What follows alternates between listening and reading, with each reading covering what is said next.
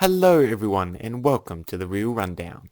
My name is Josh and today I'm here to give my spoiler-free review for The Running Man, the latest film from writer-director Edgar Wright, best known for films such as Shaun of the Dead, Baby Driver and Scott Pilgrim vs. the World. And the film is also co-written by Michael Bacall. The film is the second adaptation of the Stephen King novel of the same name and follows Ben Richards, played by Glen Powell, a desperate father trying to get money for his sick daughter, who enters the TV game show The Running Man, where he must survive 30 days whilst being hunted by assassins and the rest of America to win a massive cash prize. Now, with that out of the way, let's start the rundown. On a technical level, the film is great. The cinematography and visuals are both vibrant and bleak, helping to establish this dystopian world the film has, as well as to help distinguish between the upper and lower classes of society that the film plays into. The action as well is good, with it being quite kinetic and energetic, and at times, fun as well.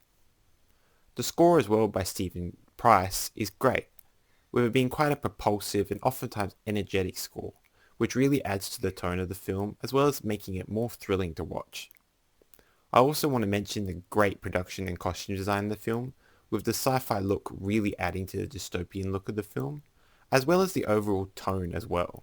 The writing in the film is also quite good, with being quite thematically resonant with our world today, especially on topics such as media manipulation, economic inequality, and surveillance states, which just makes the film all the more interesting. The characters as well are also quite well written and relatable, especially Ben Richards, who you really end up cheering for throughout the film, which just makes the film all the more thrilling to watch. However, sometimes the film doesn't know whether it wants to be serious or satire, and this confusion does drag the film down for me. The pacing as well is also quite off in some places, with it at times rapidly jumping between scenes, which although makes sense given the concept of the film, doesn't always work, which in turn also made the ending of the film quite abrupt, which also does drag the film down for me a bit. The acting as well is great too, with the whole cast giving some great performances all around. Glen Powell as Ben Richards is great, with his anger, hatred and even charm really helping to sell the more emotional beats of the film, as well as the central themes, and really has you care for Ben's journey in the film as well. However, I can't talk about the acting in this film without mentioning Coleman Domingo's scene-stealing performance as the host of The Running Man, Bobby T, with his wild and energetic performance really adding a bit of flair and spectacle to the film. The rest of the cast also gives some great performances, from Jamie Lawson and Lee Pace to Josh Brolin and Michael Cera, with them all adding something special to the film that helps to make the film all the more thrilling to watch.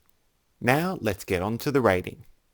The Running Man is a good film, with some great visuals, a great energetic score, some good visceral action, some great performances, and a thematically resonant story helps to make this film shine. However, its confusion on being serious or satire at times, an abrupt ending and some off-pacing does drag the film down. This leads me to give the film a rating of 4 out of 5 stars. Thanks for watching. If you enjoyed the video, don't forget to like, comment and share. Also don't forget to subscribe and turn on that notification bell so you don't miss a single upload from the channel. And as always, I'll see you on the next rundown.